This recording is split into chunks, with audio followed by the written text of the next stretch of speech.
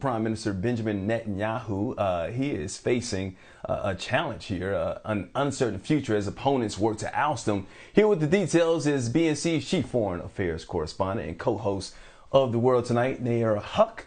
Good morning, Nayyera. Look, let's talk about this. Last-ditch efforts for Netanyahu denied. His two opponents have until midnight to form some sort of government. So with all that being said, what are the chances that Netanyahu's days are numbered as Israel's prime minister? They look pretty high right now, but Netanyahu is known as the magician in Israel because he has managed to pull rabbits out of hats several times when it comes to dealing with politics. And it actually seems to be his way of handling politics. It's actually one of Netanyahu's mentees. But Netanyahu's very Trumpian in a lot of these things, right? He had convinced the Israeli public that only he could keep them safe. It was all up to him personally. He is known for bribery. He's known for threatening opponents. He's even destroyed the careers of some of his own people, his mentees in his party. It does seem after this last round of attacks, rather than it solidifying Netanyahu's position, it had people in Israel realize that Netanyahu's divisive behavior is actually the bigger threat to the democracy of Israel. And so that's led to an interesting coalition of the right, the left, and this small two-person Arab organization that has 2 seats in the parliament right now. This is all what now the coalition called the Change Bloc against Netanyahu. I will also mention, Mike, since we're going on the Trumpian parallels here, right? What happens when all the people in opposition, right, coalesce and they find something in common, and that commonality is democracy? Netanyahu has also been convicted of corruption charges. If he's not prime minister, he goes to jail.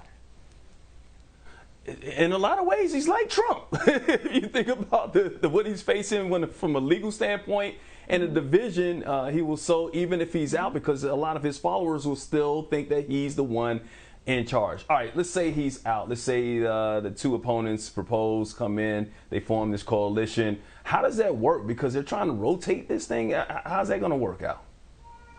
This is the fun part of parliamentary democracies, right? So that the prime minister comes out of the equivalent of Congress. And that's how they make sure they actually have normally a functioning government. So you don't have the kind of division that we see between a Congress arguing with a White House on what can and cannot be done. But we do see right now what's happening is that these parliamentary members, because there was only a 1-seat majority, that's not considered an effective governing coalition. Same thing we have here in our Senate. So the two parties, the multiple parties in this case, have to come up with a power-sharing agreement. So this is the version of what happened between Senator Schumer and Mitch McConnell, now stretched out for several months.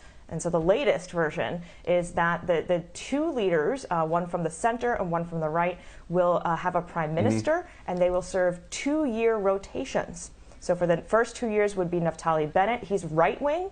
He actually would continue most of Netanyahu's policies. And when it comes to Palestinians, is actually maybe even be more extreme than Netanyahu. And he would then be followed by Yair Lapid, who was a popular TV host turned politician, and he would serve out the term until 2025.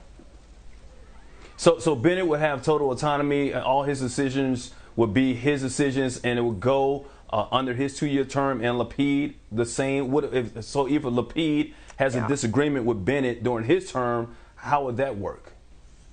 So this is where this is the details, right, that are holding up the finalization of this government.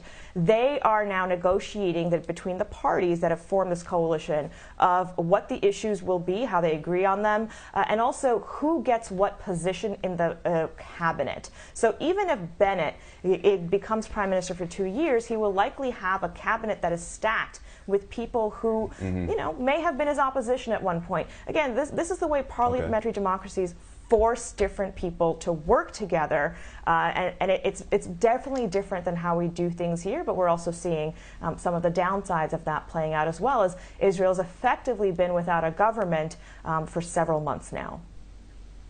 Well, the most important thing is twofold.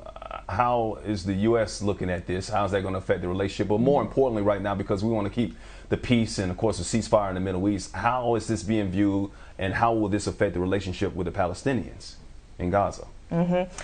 So Palestinians welcome any change at this point. A change in leadership will be helpful, particularly from a coalition that includes the Arab Israelis, right? There are Arab citizens, nearly 2 million of them, inside Israel.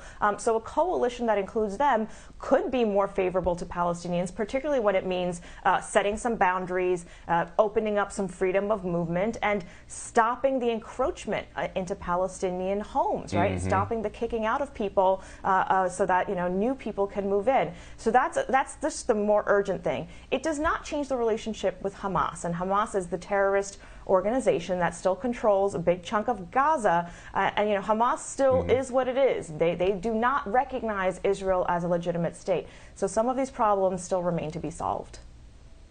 What about the U.S. real quickly? It does seem that Americans, when Congress would welcome a change in leadership, similarly, they just want to deal with people who are a little bit more rational and reasonable, similar to Trump, a little more predictable, who are able to follow through on their commitments and, not turn around and try to shank you in the back for whatever political reason. So it would be a welcome change, I think, for our Americans in terms of the quality of statesmanship, not necessarily a change in the policies. So we can expect that U.S. military support for Israel would certainly continue. Well, I never thought about it. Netanyahu and Trump are like two peas in the same pod in so many different ways. There's a reason they had the bromance. Yes, their bromance was strong. Oh, man. All right. Get with Putin and everything. Maybe they just form their own little nations and countries somewhere, find some land out in the ocean somewhere. I don't know. BNC's Chief Foreign Affairs Correspondent, co-host of The World Tonight. I mean, it's possible. Who knows with those two and those three. Nayyera Haq, as always, thank you for starting your day with us. Thanks for getting up this morning. We'll see you at 5 p.m. this evening.